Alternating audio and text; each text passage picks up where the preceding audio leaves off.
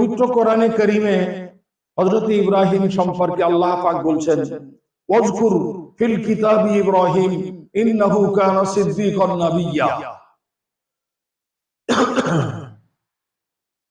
হে মুহাম্মদ সাল্লাল্লাহু আলাইহি সাল্লাম, আপনি পবিত্র কোরআনে কারীম থেকে হযরত ইব্রাহিম খলিলুল্লাহ সম্পর্কে আপনার উম্মতকে অবগত করুন, তিনি আল্লাহ পাকের একজন সিদ্দিক নবী ছিলেন, সত্যবাদী নবী ছিলেন এবং সত্যর উপরে দৃঢ় পদস্থ ছিলেন। বলুন সুবহানাল্লাহ।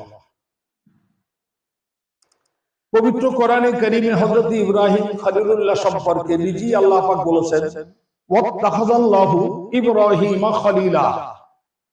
আল্লাহ রাব্বুল আলামিন হযরত ইব্রাহিম আলাইহিস সালাতু ওয়াস সালামকে খলিল সম্পর্কে আখ্যায়িত করেছেন। বলুন সুবহানাল্লাহ। যে হযরত ইব্রাহিম